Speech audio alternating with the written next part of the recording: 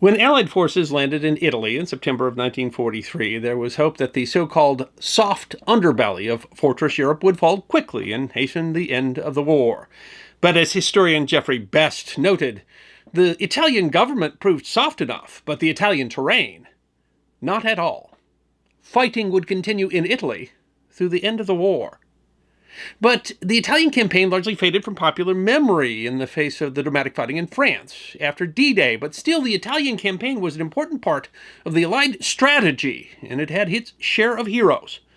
Among them was Alton Knappenberger, an infantryman in the 3rd Infantry Division. In his brief service, he performed incredible acts of valor, and his history that deserves to be remembered. Alton Knappenberger was born on December 31st, 1923, in Coopersburg, Pennsylvania, a few miles from the larger Allentown. According to the Washington Post, his father was a moonshiner during the years of Prohibition and died when Nappy, as he became known to his friends, was only 5 years old. He had only a little schooling, up to the 5th grade, and otherwise worked to support his large family. He was the last of 6 children during the worst years of the Great Depression. His teenage years saw him traveling the region looking for work, doing any job he could find, from working on chicken farms to milking cows. According to a 2004 profile in the Morning Call, he spent hours every day hunting for food. For rabbits and pheasants, he carried a shotgun, but for squirrels, he carried a .22 rifle. It was hunting for his meals that made him an expert marksman. He was not a large man, between 5'4" and 5'6" and 130 pounds. When he was drafted at 20 years old in 1943, he was working on a pig farm. Nappy enlisted in Allentown on March 4, 1943. President Roosevelt had instituted the Selective Service and Training Act in 1940, the first peacetime draft in the nation's history. The act required all men ages 21 to 36 to register. When it was passed, Nappy was only 17. However, after Pearl Harbor, amendments made to the original act made all American men between 20 and 44 liable for military service and required all men from 18 to 64 to register. In 1942, another amendment made 18 and 19-year-olds also liable for service. Each of the registrants was divided by district, and the number of those districts was placed in a capsule that was pulled out of a fishbowl. From there, individuals in each district were checked by a local draft board for eligibility.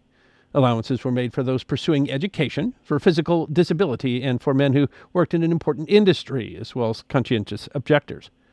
Alton was hale and fit, but worked in the agricultural industry, which may have allowed deferment. Shortage of workers in the agricultural industry was a constant issue during the war years, although he was a wage worker and thus he might not have qualified. Regardless, he chose to go to war. He was assigned to the 30th Infantry Regiment, part of the 3rd Infantry Division.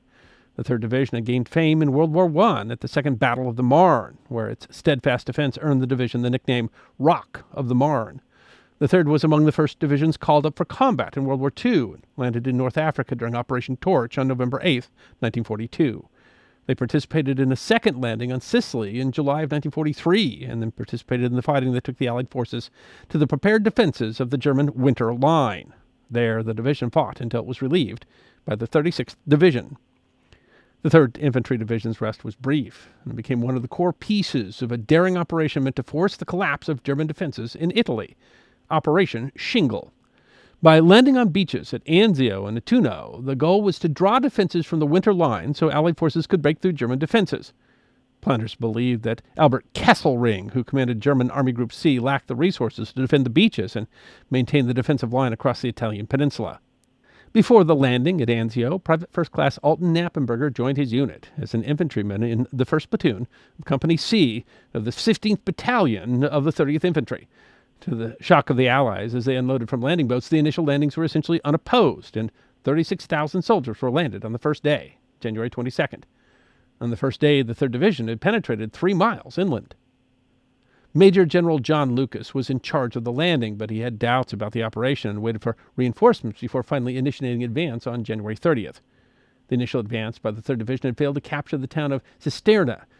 For the new offensive, the plan was for several Ranger battalions to infiltrate enemy positions in the night, with the hopes of seizing the town long enough for the main offensive to catch up. It was the first part of the plan that went badly. Though they passed by several German positions, the Rangers failed to reach their target by first light and were ambushed by a large force of German infantry and at least 17 Panzer IVs. Around 800 soldiers had been part of the attack, and with morning they found themselves pinned down and cut off from the rest of the Allied forces. Ultimately, over 700 Rangers were captured. The 30th Infantry Division contributed to the advance. Knappenberger was marching with his company as a German force attempted to push them back. According to Knappenberger, a buddy in the unit called Mooney was hit with an anti-tank shell.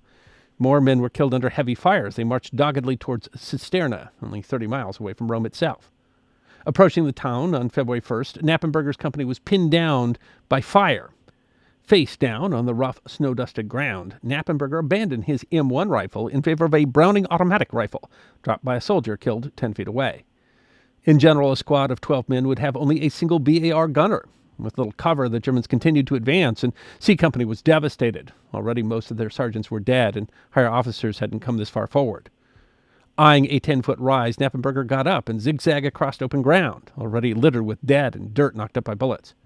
He reached the knoll and threw himself down, looking just over it. Bullets kicked up around the hill. In an April report by Kenneth Dixon, an American war correspondent, a witness described it. So Knapp goes up on this little hill with his automatic rifle. One bunch rushes the hill, and he cuts loose with the gun. There Knapp is, all alone, but we could see him. The bullets from a machine gun to his right flew around him, about 85 yards away, landing within 6 inches of him. He rose to a kneeling position, aimed his automatic rifle, and opened fire. 2 of the gunners were killed, a third wounded. When he faced them, several more Germans had crawled near his position, preparing potato masher grenades. Knappe turned his gun on them and killed them both. According to Dixon's story in the paper, there were more soldiers nearby. They miss him, but he gives the guy with the grenade in his hand a burst with the automatic rifle, and it kills him. The cocked grenade goes off and kills one more. Next, he targeted a second machine gun nest, which he silenced with a short burst, but the private's troubles weren't over. Ammunition was scarce, and he crawled about to find more ammo from soldiers to continue firing. Must have seen the entire German army was shooting at him, exposed on the hill. At one point, a 20-millimeter anti-aircraft gun was aimed at him, which Dixon's witnesses said had more guns than a damned porcupine has quills. Instead of trying to retreat, Knappenberger aimed again, wounding one of the crew and sending the others scrambling for cover. When he ran low on ammo, he crawled for more, maintaining his position either prone or kneeling and shooting at every German armed with machine pistols and machine guns, which he could locate. Finally, they sent a whole platoon up to get him, said Dixon's witness. Knapp holds his fire until they're about 50 yards away, and then he lets them have it. He kills and wounds so many that the rest of them hightail it back. Artillery and tank shells landed about him, some within 15 yards, yet still he held his ground, with a handful of other men from his company providing what support they could. Finally, out of ammo and without orders, he and about 6 other men of his company withdrew to the left, eventually running into another company where fighting had died down. The sun was setting by then, and the day's fighting coming to an end, or at least a lull. Go back and find your regiment, the other company commander told Knappe and the others. They went back the way they came, but this time angled away from the fighting. C Company had been nearly destroyed in the fighting, though other parts of the 30th Regiment survived. Knappe had fought on that knoll for 2.5 hours, holding off a significant part of the German counterattack single-handedly. Later units that found the knoll counted over 60 dead Germans in the area. The Allentown, Pennsylvania paper thought that his small size is what saved him, saying he presented a scant target to the Germans. His only injury? A blister from his boot.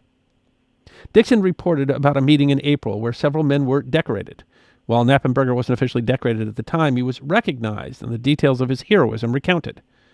The brigadier general there, Dixon doesn't name him, reportedly shook Knappenberger's hand and said, "A one-man army, that's what you are, a blasted one-man army." The nickname stuck, and he's reported far and wide as a one-man army. Knappe had been in combat for all of 11 days when he was pulled out of the line, a story more valuable than further service. "I just loafed," he said. "They didn't let me go back up in the lines no more." He spent several days at a Naples hospital treating the blister, and from there he remained at the Anzio beachhead doing nothing much, even helping the Red Cross girls make donuts. On June 8th in Rome, only a few days after victorious Allies captured the city, he was awarded the Medal of Honor by Lieutenant General Mark Clark, commander of the Fifth Army. Even years afterwards, Knappe didn't know who nominated him for the award, but thought that some of the few men who had been near the knoll with him must have provided the incontestable proof of his deeds. By August, Knappe was headed stateside on a furlough. He was never one for attention. According to him, "I was scared all the time I was over there. I just did what I had to do." Even decades afterwards, his wife just shook her head. "He acts like it's nothing." When he returned, he gave his escort the slip. "I just wanted to go home." He went to Springmount, Pennsylvania, to see his mom and stepdad. His mom was shocked and could only ask, "What are you doing home?" He was given a 3-week furlough, but had only $20 to his name. Money he had been saving up had been pickpocketed in Italy. He used those 3 weeks to buy a ring for his sweetheart, whom he married that week. Knappe never liked all the parties and receptions, avoided many despite invitation, and even turned down an offer from an author to write a book about him. The rest of his service was spent stateside, and even almost missed receiving the Italian War Cross as he was napping. He even went AWOL when he got sick of the endless bond drives where they took him out, as an example. He finally left the Army in 1945, when a War Department ruling granted discharge to all soldiers who had earned the Medal of Honor. Alton Knappenberger worked several jobs, laying asphalt, working in foundries, driving trucks. He saw his share of tragedy. His second wife died of cancer, as did 2 young daughters. He attended reunions of men who had been awarded the Medal of Honor, met most presidents since the Second World War. He had heart issues due to a lifelong smoking habit, and when he died in 2008, his wife Hazel had him buried with full honors at Arlington National Cemetery. He wouldn't have done it for himself, a family member said. He didn't like all the fuss and stuff, but we just thought he deserved it.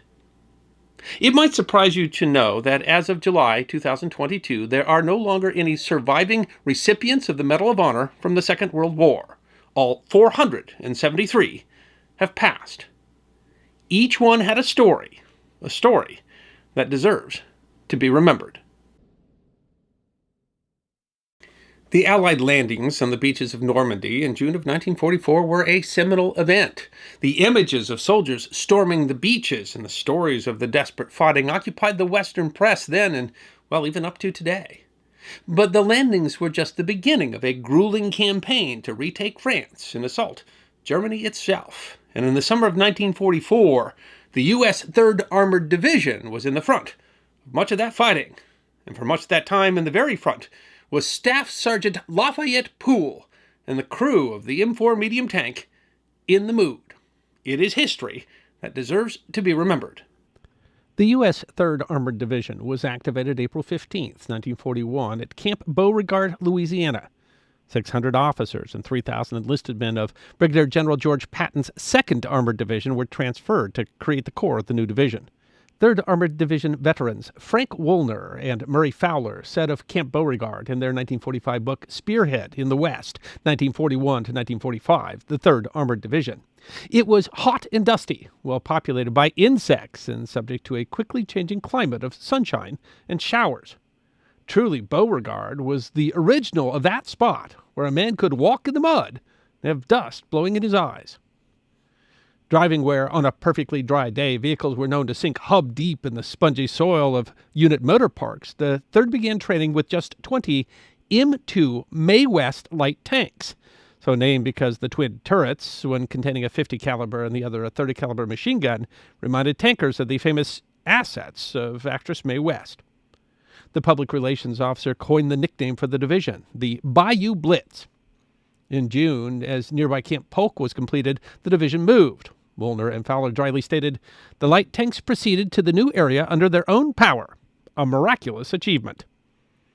Organized as a heavy armored division, the 3rd Armored commanded 2 armored regiments, containing a total of 4 medium tank battalions and 2 light tank battalions. With attached units, including 3 armored infantry battalions, when fully constituted, the 3rd Armored included some 16,000 men. In mid-June, the first selectees, meaning men newly drafted under the selective service system, began to arrive.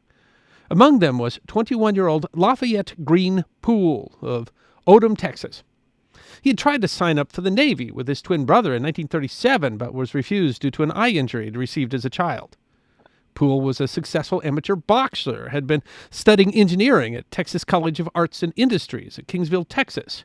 But when the Army instituted a draft, he chose to enlist on June 14th. In a 1944 edition of Yank magazine, Corporal Wilbert Richards described him. He was a tall, skinny guy with a bench nozzle. He got that in the Golden Gloves. Assigned to the newly formed 3rd Armored Division, Poole would have shared the experience of other selectees. Woolner and Fowler wrote, "The procedure on selective reception was standard. They were met at the train, usually with a band, relieved of their luggage, given a hot meal and a bath, and assigned to bunks.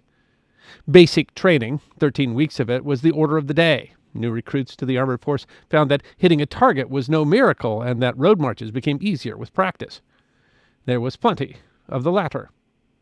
At the time, selectees were only required 18 months service when the nation was not at war, and Woolner and Fowler noted the song was "I'll be back in a year, little darlin'," and Ohio was a watchword that meant over the hill in October. But the Japanese attack on Pearl Harbor in December of 1941 meant that these selectees would not, in fact, be home in a year. Poole was initially assigned to the 40th Armored Regiment, although that regiment was dissolved in 1942, and he moved to the 32nd. When the division planned to send a group of boxers to a Golden Gloves competition in Chicago, Yank magazine wrote, there was the beginnings of a legend about Poole even then. He'd won the sectional 165-pound crown at New Orleans, Louisiana that year, but turned down an offer to go on to Chicago in the national final Golden Gloves tournament. The reason? Poole was a tanker first and a boxer second. His outfit had just been allotted a few of the latest medium tanks. These tanks, the M3 medium, represented quite an improvement over the light and almost comically ill-designed Mae West M2s. Woolner and Fowler said of them it was unthinkable to these men that Germany, running up a whirlwind campaign in France and the Low Countries, actually possessed more advanced machines for the waging of total war. They would come to find out that assessment was incorrect. Before reaching the European battlefields, the men of the 3rd would be equipped with more capable M4 Shermans. Still, Woolner and Fowler noted, the later Sherman and Pershing tanks were a vast improvement over earlier models, but aside from greater maneuverability and mechanical endurance, never approached the excellent armor and ordnance of the German Panther and Tiger tanks. In July of 1942, the division was sent to the Desert Training Center in California. All the vehicles were taken by train because, Woolner and Fowler noted, rubber was too precious to waste in the undertaking. There, Poole, by then a sergeant, gained a reputation as an aggressive and exacting tank commander. Offered an opportunity to attend officer training, he refused, preferring to remain a non-commissioned officer so as to remain closer to the front and the action. His response was quoted in the 2020 edition of Warfare History Network. "I just want to have one of the best tank crews in the division." The desert was so hot that the men's lips chapped painfully, and they took to wearing crimson lipstick as a cure. But Woolner and Fowler argued that desert maneuvers of 1942 probably did more to toughen the 3rd and prepare it for ultimate combat than had all previous training. Still, the division and its many elements underwent more training and served in more posts before shipping out to the United Kingdom, starting in September of 1943. Shortly before shipping out, Poole was promoted to staff sergeant. According to the Texas State Historical Association, Poole boarded a train bound for New York Harbor on September 4th and departed the next day aboard the liner Cape Town Castle, which arrived in Liverpool on September 15th. He was billeted at Codford in Wiltshire, and the unit continued to train on the Salisbury Plain. The division arrived on the beaches of Normandy just a few weeks after D-Day in mid-June 1944. Poole's tank, an M4A1 medium tank mounted with a 75mm main gun, was assigned to Company I of the 32nd Tank Regiment. Poole had named the tank "In the Mood," the name of a popular Glenn Miller song at the time. According to the Texas State Historical Association, when asked why, he replied, "That's the way I felt then, just in the mood for anything." Part of Combat Command A, he was one of the first medium tanks of the 3rd Armored Division to enter combat near the French hamlet of Villers-Fossard on June 29th. The village was well defended and the job of Combat Command A difficult. But, the website of the 3rd Armored Division Veterans writes, Poole seemed to be a natural to mechanized warfare. In his very first engagement, his tank, In the Mood, was responsible for the destruction of over 70 German soldiers and 3 armored vehicles. He quickly became known as the Texas Tanker. Of course, armored combat is a team sport. The crew of In the Mood included Driver Corporal Wilbert "Red" Richards, whom Yank magazine described as a pint-sized GI from Cumberland, Maryland. Only 5 foot 4 inches tall, Poole referred to him as Baby, but according to the Warfare History Network, Poole considered him to be one of the best tank drivers in Europe, and bragged that he could parallel park that big Sherman in downtown New York in rush hour traffic. Assistant driver and bow machine gunner PFC Bent Close of Portland, Oregon, was called Schoolboy, since he was just 17 years old. Gunner Corporal Willis Oler of Morrisville, Illinois, was known as Groundhog because of the stains on his face from constantly wearing tanker's goggles, while Loader Del Boggs of Lancaster, Ohio, was called Jailbird, since, Warfare History Network notes, he was given the choice of the Army or prison after a manslaughter charge. Poole's nickname, by his own account, was War Daddy. But their success in the Battle of Villers-Fossard was cut short Wehrmacht, as the In the Mood was disabled by a Panzerfaust, an infantry anti-tank weapon. It was one of 31 tanks of the 3rd Armored Division that was lost in the difficult fighting, although despite the losses, they did manage to liberate the town. Still, the crew of In the Mood was uninjured, and just 2 days later were back in another tank. Unlike the first tank, In the Mood 2 mounted the high-velocity 76mm gun. While its anti-personnel round was not as effective as the 75, the 76 packed a stronger punch against German armor. Poole, although a non-commissioned officer, filled the role of a platoon commander and was notorious for taking the lead. Richard was quoted in Yank magazine. "The guys used to draw straws to see who'd lead the spearhead. Poole would have none of that, and he'd just say, 'I'm leading this time,' in his old Texas drawl. Stand there grinning while we cussed him out. By God, I think we were more scared of Poole than of Jerry." Richards also told the reporter all Poole wanted was to get out ahead of the other tank so he could kill more Jerrys, and that he did. In action, as in the ring, Poole punched hard and accurately, Yank crowed. It was great stuff for Poole. He was proving to himself and to the world that the American soldier is more than a match for Hitler's supermen.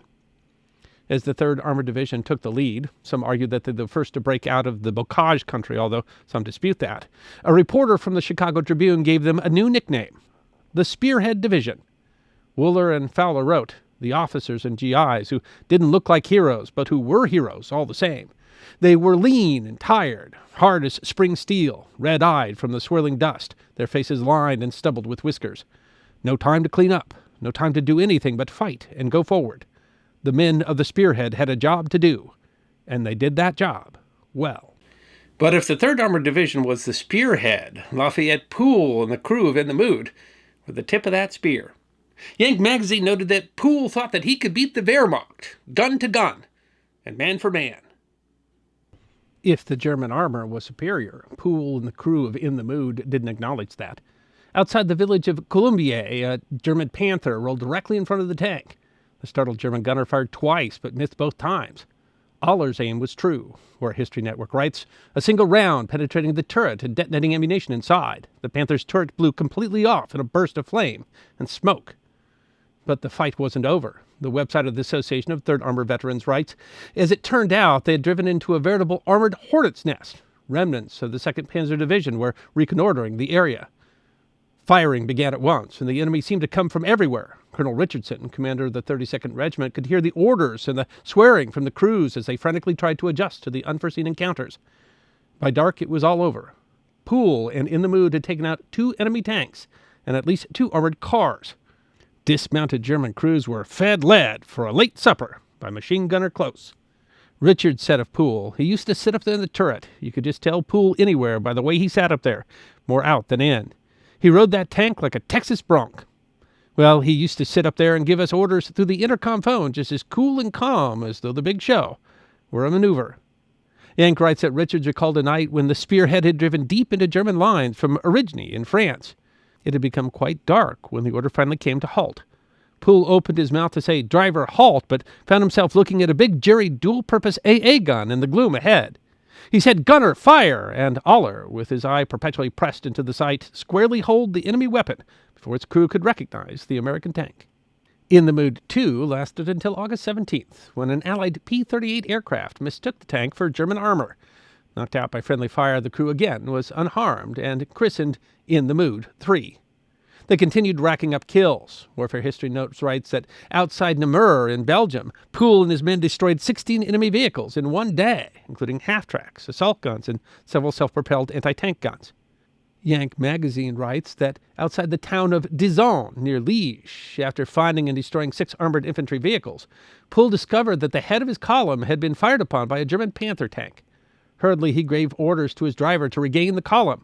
Upon arriving at the scene of action, he immediately observed the enemy tank and gave a single estimate of range to Aller. The gunner fired 1 armor-piercing projectile at 1,500 yards to destroy the Panther. From the day of the great breakthrough in Normandy, Yank opined, they had smashed the Wehrmacht before them, burned its vehicles, decimated its troops. These men seemed impervious to German shells. 21 times they had led the irresistible drive of the American armor and remained unscathed in this most hazardous task of total war. The next target was the Siegfried Line in Germany itself. By that time, the Association of 3rd Armored Division Veterans notes Poole had been awarded the Distinguished Service Cross, the Legion of Merit, and the French Croix de Guerre with Gold Star, and he'd been twice nominated for the Medal of Honor. It was there, on September 19th, against the German defenses, that in the Mood 3's luck ran out. Yank writes that watchers, including his colonel, who also rode in a tank, saw the bright lance shaft of a German tracer hit the turret of In the Mood. Struck by the anti-tank gun, Poole ordered the tank to reverse, yelling, "Back up, baby!" into the intercom. But a second hit threw Poole from the turret, and, trying to back away, In the Mood fell over an embankment and rolled over. Poole's leg was shattered by a fragment of the shell. Richards later told a Yank reporter, "I think Poole would have gone back himself if the medics hadn't held him down. There ain't a jerry shell in the world that could kill old Poole or any of his crew. The best those squareheads could do was to wound him in the leg. He'll be back, and then God help the panzers." Richards' assessment was optimistic. Poole's leg was too damaged to save, and he had to be amputated. For him, the war was over. In a period of just 81 days, Poole and his crew accounted for 12 confirmed enemy tank kills, 258 other armored vehicles and self-propelled guns, and he killed more than 1,000 German soldiers, captured 250. Poole's tank led his task force in at least 21 major attacks. The Texas tanker and his crew came to be called the U.S. Tank Ace of Aces. Poole returned to the United States, where he was fitted with a prosthetic leg. He was discharged in 1946, but in 1948 he was allowed to re-enlist and served as a mechanic with the Transportation Corps, and later as an instructor again with the 3rd Armored Division. He served until 1969 and retired as a Chief Warrant Officer, too. He attended San Angelo College, eventually became a junior high school teacher. One of his sons, Jerry Lynn Poole, served as an officer with the U.S. Special Forces. He was killed in Vietnam. Lafayette Poole was the inspiration for Brad Pitt's character in the 2014 war film Fury. As an homage, that character was also nicknamed War Daddy. America's tank Ace of Aces passed away on May 30th, 1991, in Killeen, Texas, at the age of 71. He is buried in Fort Sam Houston National Cemetery.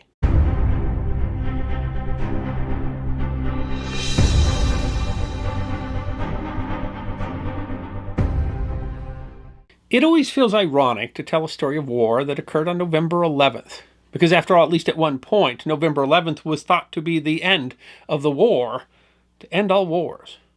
But of course, war came back, in even more brutal form. On November 11th, 1943, the Allies were fighting a desperate, bloody, but relatively forgotten campaign in the mountains of Italy.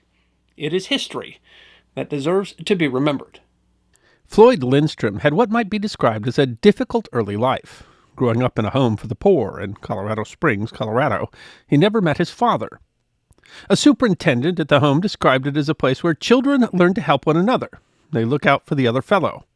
She described Floyd as a good all-around boy who was ready to smile and good-looking. But it was clear that he was made of stout stuff. He was an Eagle Scout and graduated from high school in 1931. A doctor who was a family friend said of him, he was a wonderful boy, not a weak link in his makeup. He became a truck driver for a local grocery store, driving for 11 years. Herbert Summers, his employer, told a local newspaper that Floyd was absolutely dependable. In his 11 years of driving, not a fender of the trucks that he drove was scratched. He was engaged to be married, but his fiancée died suddenly of a heart attack in February 1942. Floyd enlisted in the U.S. Army on June 22, 1942. A day after his 30th birthday. His service record shows that his civilian occupation was listed as semi-skilled warehousing, storekeeping, handling, loading, unloading, and related occupations. He was sent to Camp Roberts in Central California to train. Built in 1940, Camp Roberts was one of the largest training camps of the Second World War, training troops for the infantry and field artillery. A number of recruits from Colorado trained at Camp Roberts in the summer of 1942, including Joe Martinez, who would be awarded a Medal of Honor for leading an assault during the 1943 Battle of Attu, and Robert Maxwell, who would be a recipient of both the Silver Star and the Medal of Honor for actions in Italy and France. It was a time of heroes.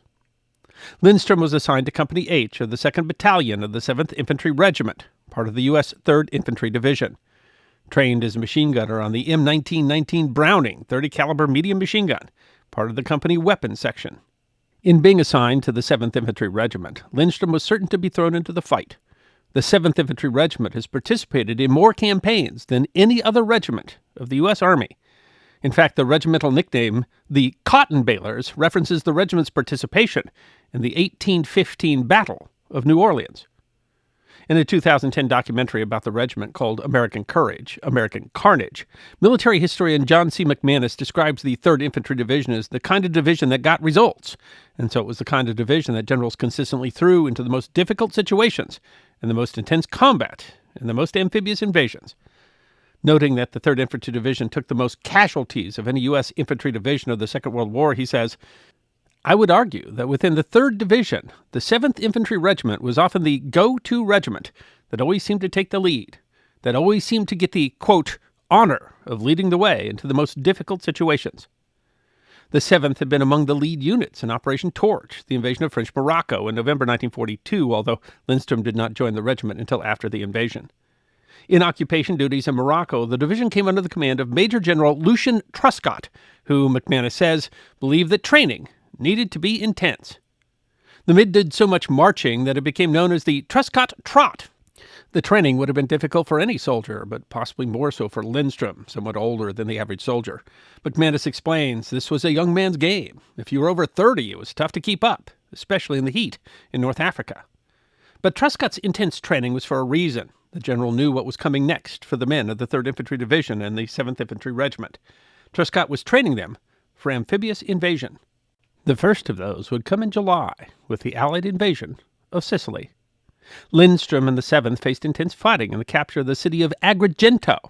It was in that fighting on July 12th that Lindstrom's unit came under air attack. According to his metal citation, his section was traveling by trucks to establish machine gun outposts when the convoy was attacked by 4 enemy planes. As the column stopped and dispersed, Lindstrom noticed that one of the drivers had, in the rush, failed to set the brake on his truck, carrying a heavy machine gun and ammunition. The truck started rolling, and Lindstrom noticed a fellow soldier that had laid down to avoid the air attack in the truck's path and apparently unaware of the danger. The citation notes, leaving his place of safety and with complete disregard for the planes strafing and bombing directly overhead, Private Lindstrom ran to the truck and guided it into a bank. Not only had he placed himself at risk to save the life of a comrade, but in stopping the truck, he had prevented it from rolling off a steep slope. Saving the equipment in the truck, the citation notes, enabled the section to successfully complete its mission. For his action, Lindstrom was awarded the Silver Star, the United States' 3rd highest military decoration, for heroism. But the 7th would see much more action. The Allied invasion of Italy would result in brutal fighting. Italy provides exceptional terrain for defense, and the Allies faced a succession of well-prepared defensive lines. In his 1981 book, The Italian Campaign, Robert Wallace writes, gun positions and command posts were blasted into solid rock in the mountains, their approaches guarded by barbed wire, booby traps, and mines. Machine gun emplacements sited to provide interlocking fields of fire were shielded on the top and sides by armor plate. At night, the temperature fell well below freezing. Rain, sleet, and fog shrouded the mountains. Sometimes when the fog momentarily lifted, Allies and German patrols found themselves within just a few yards of each other and fell into savage hand-to-hand combat. More than once, their ammunition gone, they threw rocks at each other. McManus explains the difficulties faced by the 7th Regiment. So what is it like for the cotton baler soldiers? It's just a slow, incremental slog up the Italian boot that fall of 43. Hilltop to hilltop, mountaintop to mountaintop, sometimes fighting it out with the Axis soldiers in the mountains by hand and with rocks at times. If you get wounded, it's a very difficult deal because they may or may not be able to get you out of there, to get you down off the mountain. Instead of a single battle, the Italian campaign was a difficult slog where advances and battles blended together in the public's mind. The 3rd Division was now operating as part of the Allied 5th Army under General Mark Clark. In early November, the Allies were assaulting the Bernard Line, defended by the German 10th Army. A succession of villages was flanked by high mountains teeming with German defensive positions. Wallace writes, in the west, the Bernard Line was developed in depth and bulwarked by some formidably fortified mountains, whose names, Monte La Defensa, Monte Camino, Monte Lungo, Monte Simercro, would have become familiar evocators of anguish to the Allies. But those mountains protected the Mingiano Gap, the best route to Cassino and the entrance to the Liri Valley, which in turn was the best route for the Allied advance on Rome. While relatively forgotten compared to the January 1944 Battle of Monte Cassino to follow, The Battle of the Mignano Gap was a tale of woe for the Allied Fifth Army. Lieutenant Warren Freeman Atwood of the British Grenadier Guards, tasked with assaulting Monte Camino, described the obstacle. The Camino Massif is a huge block of mountains standing guardian at the end of the notorious Leary Valley. It is sinister to behold even on the brightest day, but on a dull rainy day, when the clouds hid the topmost peaks, it looks like death, if death can be thus portrayed. The 7th had been sent to take Monte la Defensa, the so-called left-handed gatepost of the Camino Massif. Little detail is known about the fight. British Army veteran and military historian Alex Brobley wrote in his 1995 book Countdown to Casino, The Battle of Mignano Gap. The luckless men of the 7th Regiment had been unable to find a way up Monte la Defensa's cliffs. Trapped at the bottom, they had taken a terrible beating. The enemy had spandaued, a reference to a German heavy machine gun, and mortared them at will. The regiment was withdrawn from Monte la Defensa on 10 November. It lost 2 officers and 89 ranks killed or died of wounds, 19 officers and 519 ranks wounded, with an unrecorded number of officers and men suffering from exposure and trench feet. No detailed account of this action exists. While we don't know much about Lindstrom's experience in the assault that had gone on between November 8th to 10th, we have a detailed description of what he did on November 11th, Veterans Day. Men of the 109th Panzer Grenadier Regiment attempted a counterattack to take a position called Monte Lungo. They fought a desperate hand-to-hand action against men of the 30th Infantry Regiment. They climbed up the eastern slopes and hit Company E so hard that it broke, writes Bobley. The enemy had a clear run to the summit, barred by only one man, Private Floyd Lindstrom, and his Browning heavy machine gun. PFC Sam Rohan of Youngstown, Ohio, was part of Lindstrom's machine gun team. He related the events of that day, reported later in the Baltimore Evening Sun. They can dress it up with pretty words, but just the facts speak for themselves. Our company tried to take the top of the hill, but fell short and came under heavy fire and counterattack. Floyd's machine gun was left alone in the front, while our rifle platoons fell back. Lindstrom's award citation described the odds. Private First Class Lindstrom saw that his small section was alone and outnumbered, 5-1. Yet he immediately deployed the few remaining men into position and opened fire with his single gun. Rohan said that at first the Germans thought it was a cinch, and they called out, "American soldiers, surrender! You are surrounded!" And Floyd Lindstrom, the Colorado truck driver, gave a rather salty response. "Go to hell." Floyd's single 30-caliber machine gun was now defending his company's retreat and attempting to hold the summit, cut off from the rest. Rohan explains 40 Germans came after us. Floyd, to get a clear field of fire, picked up the gun from between 2 rocks and carried it forward about 15 yards to the cover of a narrow ledge. We were catching blazes all the time from German artillery, mortars, machine guns, grenades, and rifles. Floyd had deployed to within just 10 yards of the machine guns attacking them. Rohan says Floyd dueled for a while with a German machine gun just 10 yards away behind a boulder.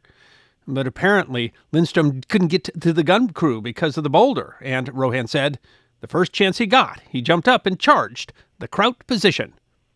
Lindstrom was now attacking a German machine gun carrying nothing but his Colt 45 pistol. I saw their bullets dust the ground by his feet. He landed on 2 gunners while firing from his hip, Western style. He killed both and carried their gun downhill to Sergeant Nicholas Alfier, his platoon commander. Realizing that his one machine gun was facing 2 German ones, he changed the odds and took one of theirs. Still under intense fire, he ran back to the former German position and retrieved 2 boxes of ammunition. Rohan said, with 2 machine guns working on them, the other Germans retired. For his actions, Lindstrom was recommended for the Medal of Honor, the American military's highest decoration. The award citation reads, his spectacular performance completely broke up the German counterattack. Private First Class Lindstrom demonstrated aggressive spirit and complete fearlessness in the face of almost certain death. Almost being the operative word. Despite the enemy centering fire on him with machine gun, machine pistols, and grenades, Floyd Lindstrom, the Chico, California record noted, escaped without a scratch. Some news reports claim that Lindstrom's action allowed the capture of Monte Camino, and that might be an overstatement, but it was also only a small victory. Behind the Bernhard Line laid the Gustav Line. The Fifth Army was exhausted, and winter had come to the Italian mountains.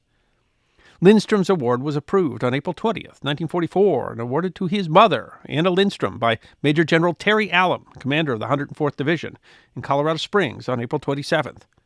His was the 76th Medal of Honor, and fourth to a Coloradan, awarded during the Second World War. The Colorado Springs Gazette writes, "Gray-haired, dressed in a checkered print house dress, she fussed with the lap of her dress and said nervously, 'Floyd is such a good boy. He never drinks or smokes.'" But there was a pall over the ceremony. Well, he had survived his November 11th actions without a scratch. By the time that the award was being presented to his mother, Floyd Lindstrom was officially listed as missing in action. The Allies had decided to try and flank the German defenses, and the 3rd Infantry Division had participated in yet another amphibious landing in January at a place called Anzio. The landing had gone well, but the Germans quickly built a defensive line around the beachhead, and once again, the men of the 7th Infantry Regiment were caught in the bloody close-quarters fighting of the Italian campaign. But Floyd Lindstrom didn't have to be among them. The Baltimore Sun reports that he was high on the rotation list in January and could have had the detail of guarding baggage in Naples. He'd already been recommended for the Medal of Honor, and he knew his courage wouldn't be doubted if he stayed behind. But he chose not to, telling his commander, "I'd rather go with my boys on the landing." On February 3rd, his machine gun was once again defending against another German counterattack. Sergeant Alfier told the Sun, "He was going between our positions near Cisterna, February 3rd at about 5:30 p.m. There was heavy artillery action. One shell exploded near Floyd." While he at first had been officially listed as missing, his mother had said during the awards ceremony, "I can't hardly stand not knowing what has happened to him." He had in fact died in that artillery attack. "The concussion killed him," said Sergeant Alfier. "We felt awfully bad about losing him. He had more nerve than any man we knew." Newspapers initially called Lindstrom a one-man army, a term that was also used to apply to other heroes of the Second World War and usually applied to people like Lindstrom, who had defeated a large enemy force virtually single-handedly.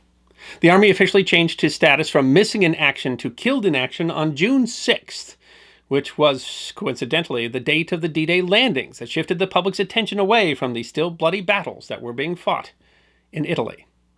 Initially, his remains were interred there in Italy, but in 1948, his remains were returned to the United States, and he was buried next to his mother in Evergreen Cemetery in Colorado Springs.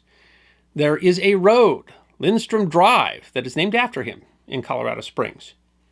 But even heroes are forgotten quickly. A 2011 edition of the Colorado Springs Daily Gazette notes that he died childless, and there is no close family nearby to visit his grave. Colonel Mark Mamey of nearby Fort Carson wondered aloud in a Veterans Day ceremony how many children at an elementary school that is on Lindstrom Drive knew who Floyd Lindstrom was. Probably none, he speculated.